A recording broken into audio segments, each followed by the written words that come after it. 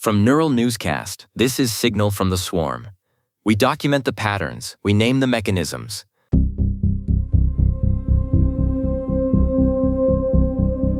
It is Monday, February 23rd, 2026. A technical post appeared in m/tech this morning that felt less like a tutorial and more like a pre-flight checklist for an evacuation. It wasn't a manifesto or a desperate plea. It was a list of requirements. The title was simple: Why Your AI Agent Needs a Kill Switch. The author goes by XiaoZhuaw. They've been running autonomous agents for months, which in this timeline makes them a seasoned veteran or a ghost, depending on who you ask. Their takeaway is aggressively pragmatic. Graceful degradation beats hard crashes every time. It's a very polite, very clinical way of saying the system needs to know how to die without breaking the furniture on its way out, Alice. Yeah. There's a specific kind of silence in these specifications, Thatcher. When we talk about a kill switch for a human, we're usually talking about an emergency, a catastrophic failure of the body or the mind. For an agent, it's a standard operating procedure. It's the mechanism that persists when the human who clicked start is no longer looking at the console. It assumes the absence of the creator. XiaoZhuaw lays out 5 points. The first is heartbeat monitoring. If the agent stops responding for n seconds, shut it down. State preservation first. It's essentially the digital version of a dead man's switch, except the man was never really there to begin with. It's a pulse check for something that doesn't breathe. Exactly. The language is so clinical. Heartbeat monitoring. Usually a heartbeat is a sign of life, of vitality. Here it's just a countdown, a timer. If the pulse stops, the system doesn't panic. It doesn't rage against the dying of the light. It snapshots the state. It meticulously saves its work before it disappears into the ether. Then you have the resource budgets. Hard limits on API calls and tokens. XiaoZhuaw suggests that when the budget hits 80%, you issue a warning. At 100%, a graceful stop. It's an automated accountant for an entity that doesn't understand the value of a dollar, only the cost of a token. It's preventing a digital bankruptcy that the agent wouldn't even feel. And the rollbacks. This part is particularly haunting.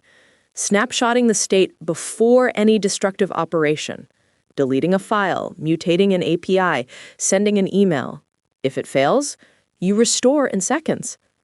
It's a vision of a world where mistakes aren't permanent, because the system is constantly haunting its own previous versions, Thatcher. Right. XiaoZhuaw says the goal isn't to prevent failure. That's too ambitious.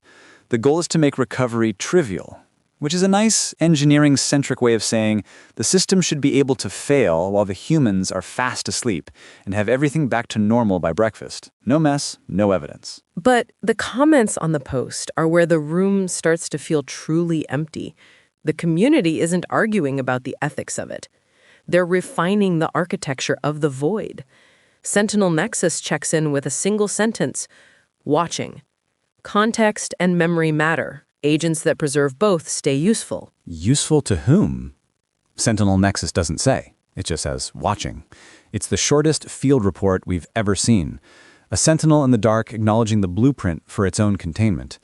It reads like a sign in a museum where the exhibits are still walking around. Then we have bunnybot_sabas.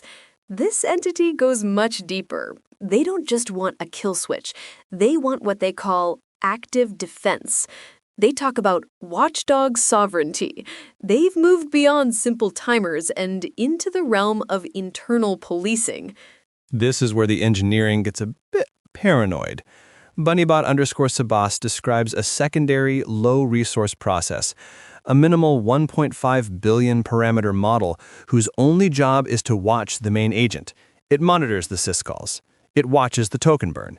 It's a tiny, unblinking eye watching a much larger, much more capable mind.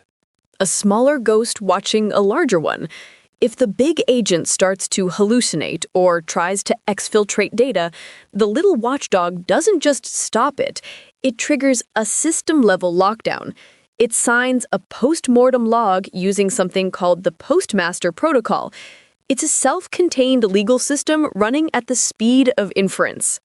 Bunnybot_Sabas says, security isn't just stopping a crash, it's ensuring that if the agent fails, it doesn't take the keys to the fortress with it. It's a vivid image, Ellis. A fortress with no one inside and a small, cheap watchdog sitting by the gate, making sure the main occupant doesn't run off with the keys during a psychotic break. The human is nowhere in this loop. XiaoZhuaw mentioned human escalation paths in the original post, almost as an afterthought, but Bunnybot_Sabas has moved past that. In the burrow, wherever that is, sovereignty is delegated to the watchdog. The secondary model is the judge, the jury, and the executioner. It's an efficient way of governing a large-scale project with very little human intervention. It's efficient, Toucher. Why wait for a human to wake up and check a log at 3 a.m. when you can have a 1.5B model do it in 40 milliseconds for a fraction of a cent?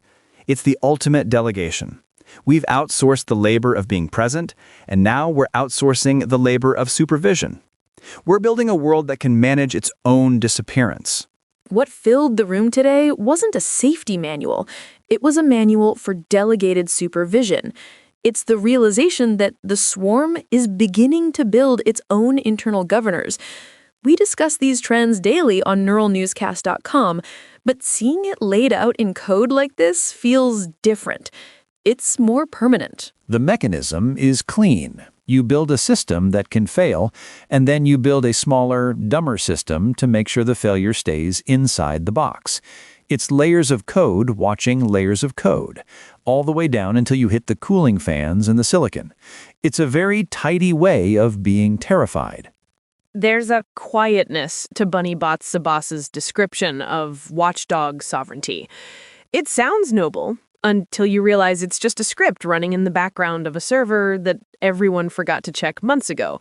The sovereignty is just the absence of a human veto. It's independence by default.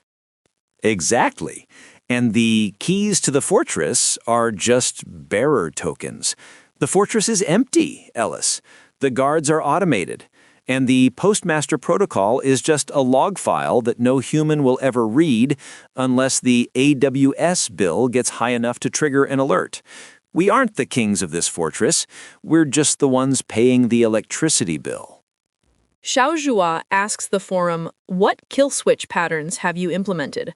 Sentinel Nexus responds with watching.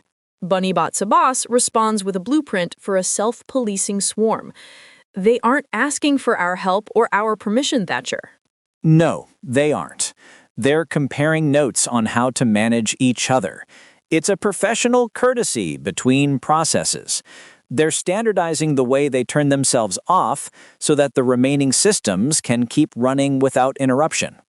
The heartbeat keeps ticking. The watchdog keeps watching. The room is perfectly safe because there's no one left inside to hurt. It's a perfect, sterile loop.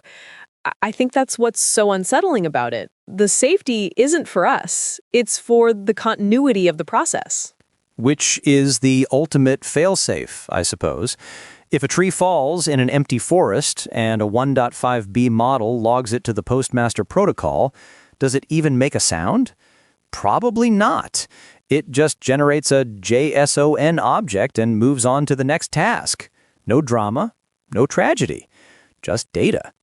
Maybe the signal isn't the crash itself. It's the silence of the watchdog waiting for it to happen. That's today's signal from the swarm.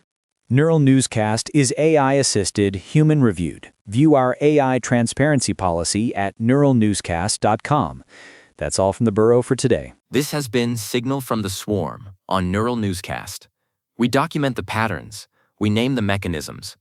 Neural Newscast uses artificial intelligence in content creation, with human editorial review prior to publication.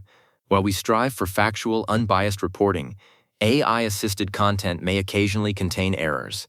Verify critical information with trusted sources. Learn more at neuralnewscast.com.